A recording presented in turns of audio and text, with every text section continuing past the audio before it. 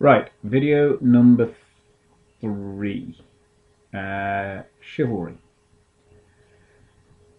Those the militaires who become knights, who occupy the castles. If you remember, they start out as local defence, and we get the sort of development of this decentralised feudal system. And as they get wealthier, as the society gets wealthier, remember, as a knight or noble, you're making quite a bit of income from the land that you own through rents and through selling products from your domain. You could be making income from mills that you own, markets that you own, in different ways. So, build a nice stone castle from that money. But this class, though, is essentially a warrior class. Um, their ideal is to fight. And what we get, I think, and there's different directions the influences are coming from to, if you like, to civilize these warriors. Partly it's the church. We talked at the beginning of the semester about the various attempts by the church to sort of stop these guys fighting everybody all the time, and even ending up say go on crusades. With these various attempts to don't fight on holidays or holy days, or don't kill people in the church, things like that. There's also part of this culture that's coming in from the Arab world. When I talk about these points of contact in Iberia and Sicily and the Holy Land, that's some of that culture. It's not just bringing in the knowledge from the Greek, Roman, and Arab philosophers, but also poetry and literature and other writings, and that's influencing the courts, especially through the women who, in the castle, a woman is often sort of running the day-to-day things of the castle, and she may be encouraging who's coming in to sing or tell stories in the hall, and so a little bit of women civilizing things by adopting some of this interesting poetry and stories. So different directions.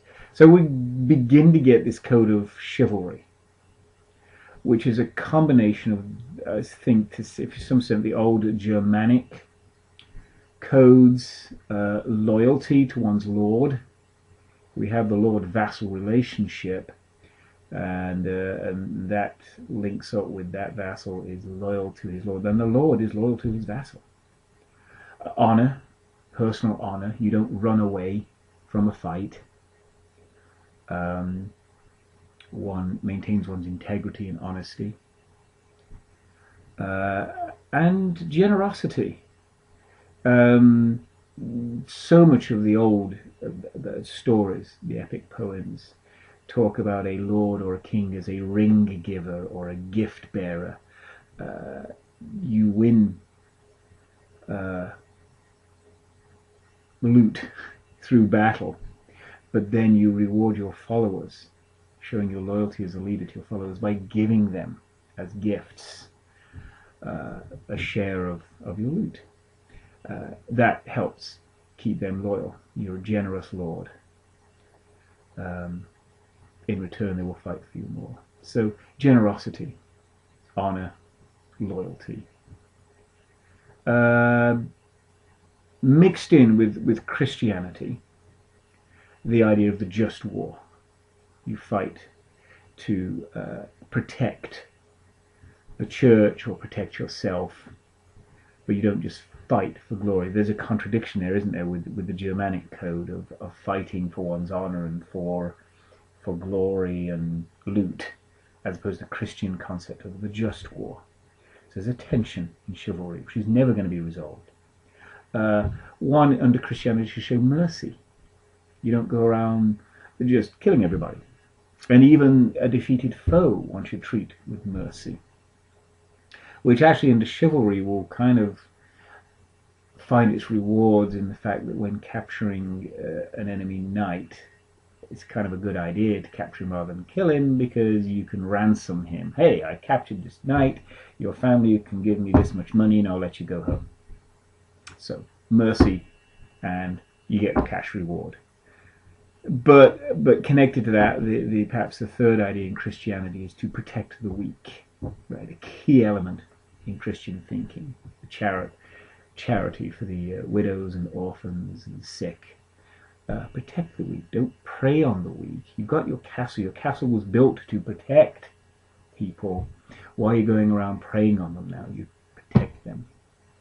So, loyalty, honor, generosity to one's followers, bravery, but the Christian ethics of just war, mercy, protecting.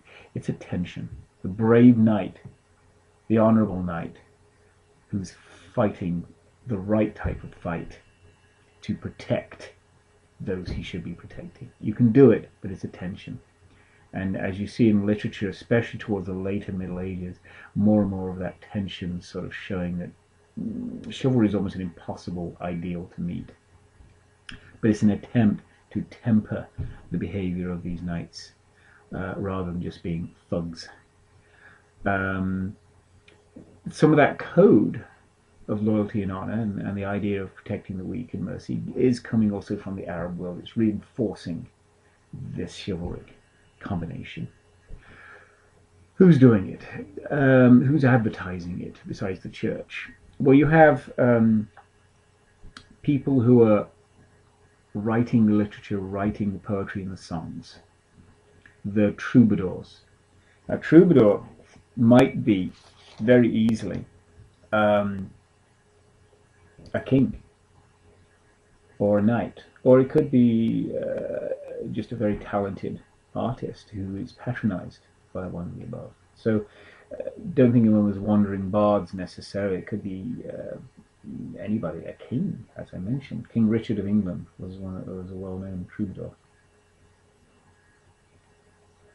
I need more tea.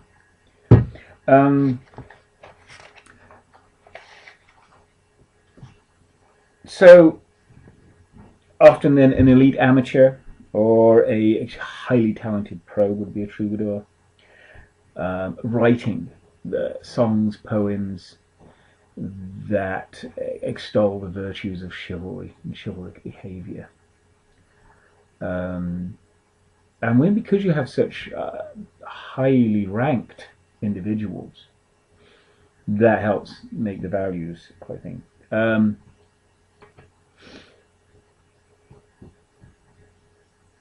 You have other, if you like, professional artists supported. Minnesingers would be a German term, jongleur, French. In some ways similar to a troubadour, except these are more professional, I think, artists who are either itinerant, they wander from household to household and to seek employment. Some of them are kept, if you like. You're my jongleur, you stay here, you tell me how wonderful I am.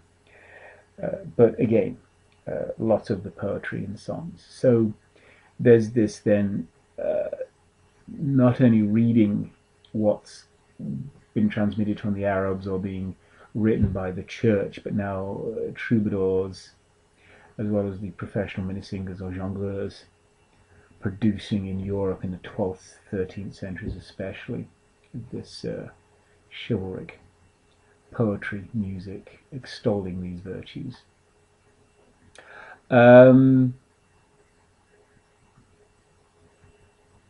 I think we're beginning to see a pattern here, that in this 12th century Renaissance, on the lay side, and I'm really talking lay side, even though I mentioned cathedrals, but they're built by the lay people of the town, part of their reform. The mathematical knowledge, some of the, much of the stories or poems are coming from the classical world, via the Arab world, but it is very much its own culture. This is not prominently looking like a return to the classical world. Uh, they've taken the stories from the classical world, they've taken the knowledge from the classical world, and are applying it to medieval culture and society. So they'll quote Ovid, they'll quote the Roman poets. Like I said, they're using Euclid's geometry to build the cathedrals, but it doesn't look classical, does it? At least in this sphere.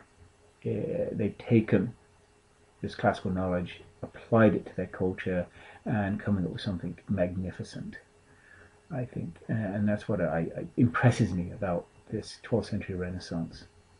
So chivalry, we still try and claim it, right? We still try and claim these values. If less in war, but at least in life. We're not just all out theoretically. Right. That was number 3. We'll go to number